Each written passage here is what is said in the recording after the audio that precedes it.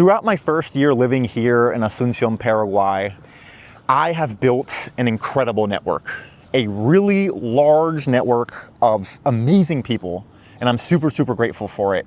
I've become one of the most well-connected expats in Paraguay.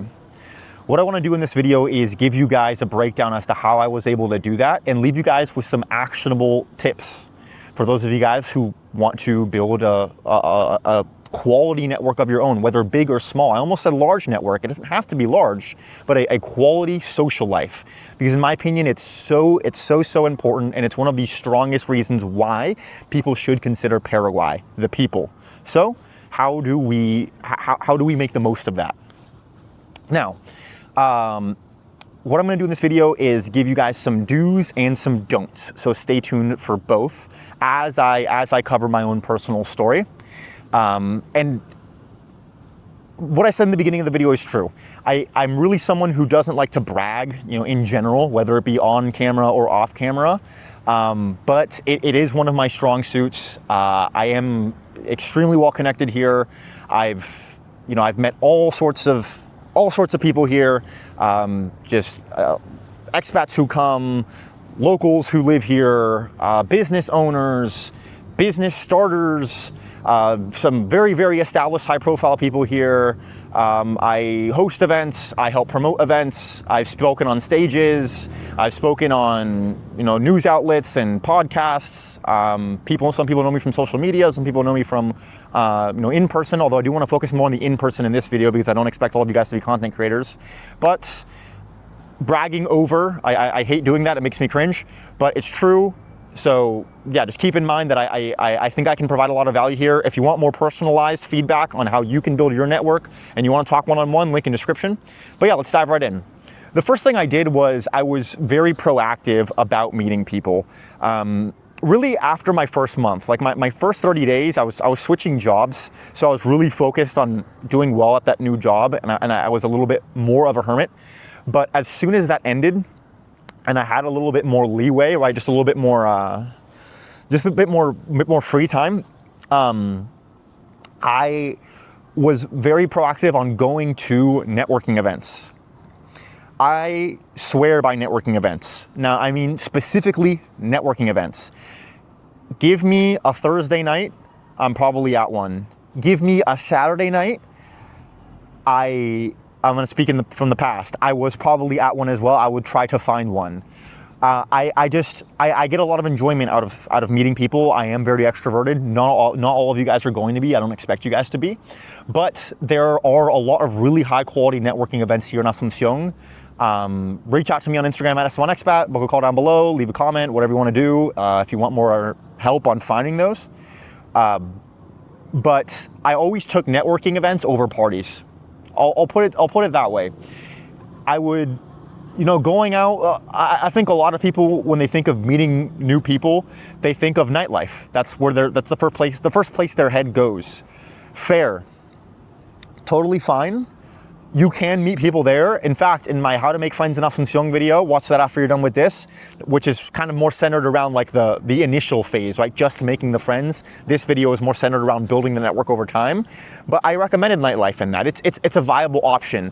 But for me personally, I always try to go to networking events. And at those networking events, I was just proactive about meeting people without shame. Now, again, I don't expect everyone to be as extroverted as me, but just literally, hey man, how are you? Where are you from? It's that simple. And I was big on that. Hey man, how are you? Where are you from? And I had a lot of conversations early on. And, before I knew it, at some of these events, I became a regular, especially at our events, the Asuncion Times. So that's the reason why I work with them now, is because I started going to their events. By the way, best place to start, Asuncion Times networking events. I'll see you there.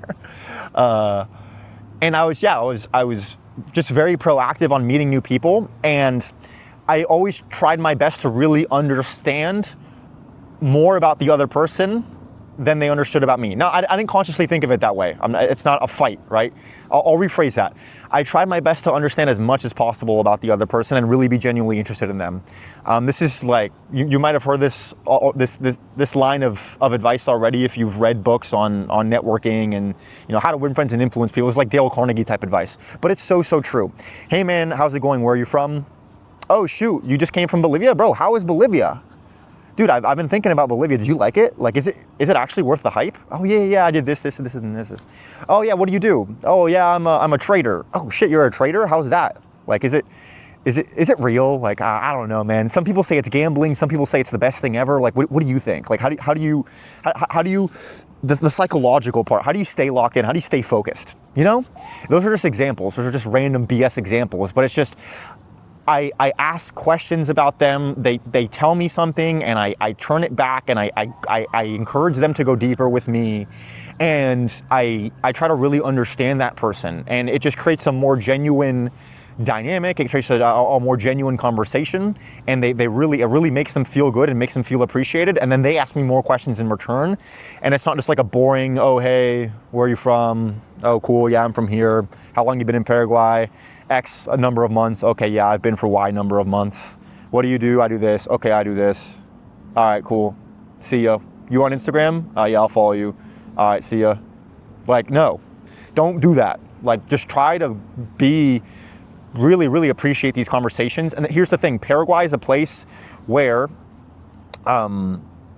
people have a lot of substance. I genuinely think that. I might be too bullish on it when it comes to this, but I genuinely think that on average, when you compare it to other expat destinations, you are going to find people with more substance. Why? It's a type of place that attracts people that stay here for longer periods of time. It attracts more entrepreneurs. It attracts more outside of the box thinkers. And I'm going to assume that you who's watching this video probably considers yourself a bit of an outside of the box thinker. Hence part of the reason why you're even considering a place like Paraguay to spend your time in. Right? It's not the flashiest place ever. It's not the most exciting place ever, but it's humble and it has potential. And the type of people who see that potential and see that value tend to be people with a lot of substance and a lot of value that they can provide, and just people who really appreciate genuine discourse. So again, it's a strength of Paraguay, and it's something that you need to be good at making the most of. Next, I speak Spanish. I speak Spanish. Now this, I probably could have said this at the very beginning of the video, but here it is now. I speak Spanish. Now, to be fair, this is the part where you might not be able to apply this tip in as fast of a matter as I did, because I'm a native Spanish speaker. I'm Puerto Rican. But learn Spanish. Learn Spanish as best you can. Now, if you don't speak Spanish, don't see that as a massive limiting factor. Yes, you might have heard on a lot of content that Paraguay is a place where English proficiency is like lower on average than other places. But that's not to say that you're not going to find a lot of great English. I know so many Paraguayans who speak good English. So you can at least get started with them and have them introduce you to their culture in your native language. And again, the type of expats here are very good. So worst case scenario, I know I say all the time, meet locals, make friends with locals, appreciate the culture. I say it like a broken record, but worst case scenario, if you end up only rolling with fellow expats, those expats are going to treat you well and you're going to have a good experience. So don't see it as like a massive negative or as something where you need to know Spanish in order to even get off the plane. You'll be fine.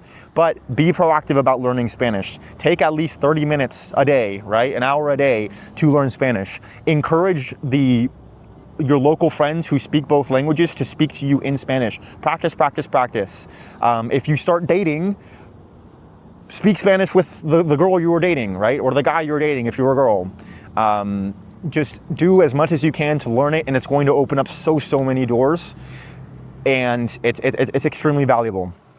Now, next, I was very open-minded to local culture. Just like I told you, and I still am, I say was, I am very open-minded to local culture. Just like I told you about how I try to ask questions about the person who's talking to me, like I try to be interested in them. If anybody ever throws me a random little cultural fact that I didn't know, I'm going to ask them to go deeper about it. There's some random Guarani word, I'm going to tell them what it means. I ask them what it means. Some random things like, oh, that's so Paraguayan. What do you mean? How is that so Paraguayan? Does that really happen here? Oh, like this, they really prepare their food this way? Oh, you guys really do this with your free time? Oh, you guys, this hobby, like this thing, like this, this cultural custom, tell me about that. How can I understand that better? How can I emulate that in myself?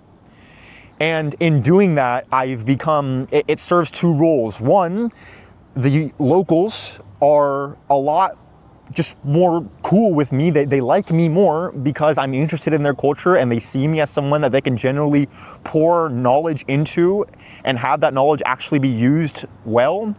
And also, when I'm speaking with foreigners, I can provide them more value to help them learn about the culture through my own perspective. At this point, compared to, I know I hate bragging about myself, I already said it before, but compared to the average foreigner, I am extremely well versed in Paraguayan culture. Compared to the average local, I'm still nothing, right? Like there's so much more I have yet to learn. But again, just compared to the average expat, I'm pretty far ahead, and people can see that. So when they have conversations with me, I'm able to provide them a lot of value in terms of teaching them about the culture. How did I learn about the culture? I was proactive about meeting local friends, and I am super thorough when it comes to just asking them about their country and the culture. Like, I'm not going to repeat it again, right? So it's just such a tool, and it just makes you so much more appreciated by those around you. And again, the way I just put it was for locals and expats. Next, what's next? I always try to be as nice as possible to everyone and give everyone the benefit of the doubt. I'm not going to go super deep into this because I think this is just like basic manners, and just basic, just like basic. This applies for everywhere in the world, but yeah, like I hear people out. I try to be nice to them. I try to be respectful. I don't impose myself on people. I'm not an asshole. Again, I'm not perfect. Like I've made mistakes, but I acknowledge those mistakes. I take accountability when I mess up. I'm not perfect, but I am at least conscious of the fact that is super, super necessary. And that goes a long way. That goes a super, super long way here. Paraguay is a place where it's pretty small. Reputation is very, very important. And if you're an asshole, people will know. And not only will the people who you are an asshole to know, people who are friends with them will also know. Word moves fast here, and you have to be super cognizant of that. If you make a really bad impression, this goes for the entire video. If you make a really bad impression, like it will stick for a bit. It's not like a massive city where no one cares and everybody's just like on their own little island, and you say something or do something messed up and like it just gets flushed away by time in 2 days. Like, no, like things here matter. And yeah, it's just important for you to be a good person, because otherwise your reputation will suffer, and you have to be super, super conscious of that reputation, for better or for worse. Now, what are some don'ts? Oh, I could easily flip what I just said and turn it into a don't be an asshole, but I'm not going to do that. I'll start with a spicy one. Don't be a sexpat. Please, please, please don't be a sexpat. Yes, the truth is that this country does have a very large appeal when it comes to dating. It's an incredible place to find a very high quality partner, and yeah, I firmly believe that. Hope you can hear me okay behind these speakers. And it's certainly a pro. It's a value. It provides a lot of value, but it's something that you need to be careful with. And just sexpat culture in general, it's just something that I will never ever promote. And ultimately, it's just, here's how I'll define it, right? And I'll go deeper in a different video. But I'll define it as somebody who just comes to a place and just wants to run up a bunch of numbers for the sake of running up numbers.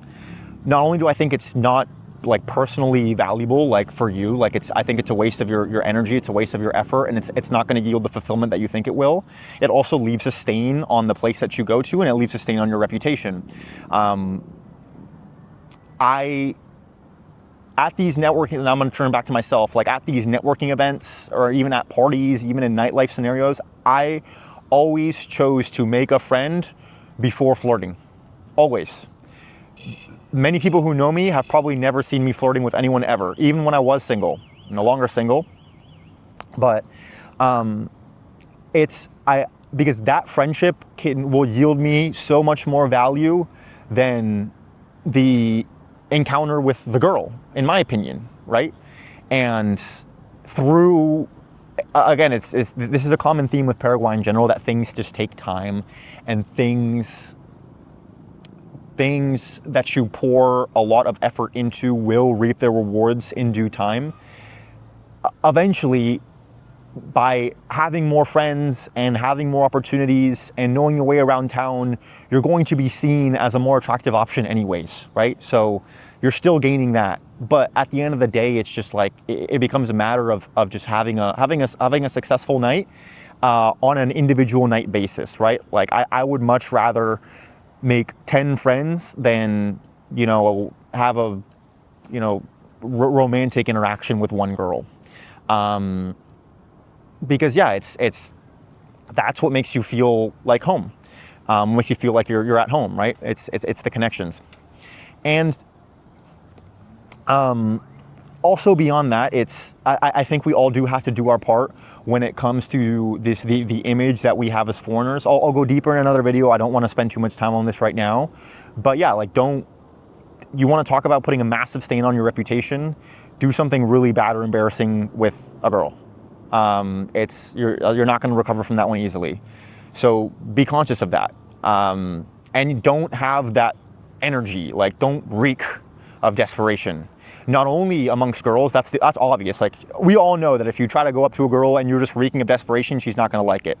But not only that, it's the conversations that you're having with guys while you're meeting friends. If the only purpose of conversation that you like to talk about, or the only conversation topic that you like to talk about is dating, and oh, where should we go on Saturday, bro? Where are the chicks at? If that's all you have to offer, the guys of substance are not going to take you seriously.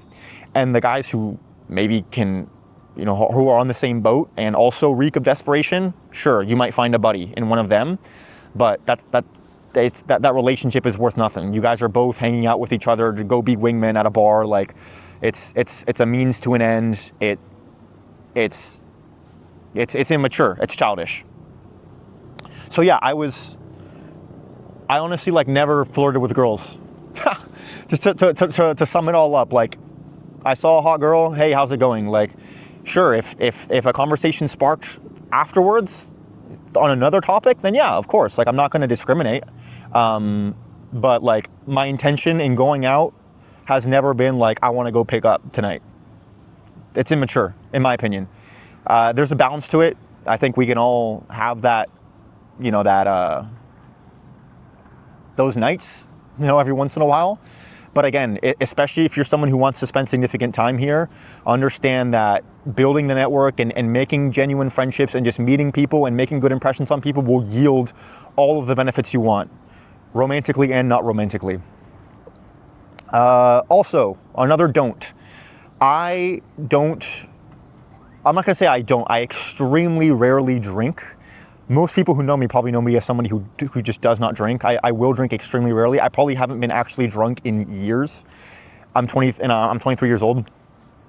And yeah, I don't need it. I don't need it. Don't feel like you need. Don't convince yourself. This is just life advice in general. Don't convince yourself that you need alcohol in order to be social, in order to make friends. I think that's just one of the most self-limiting beliefs ever.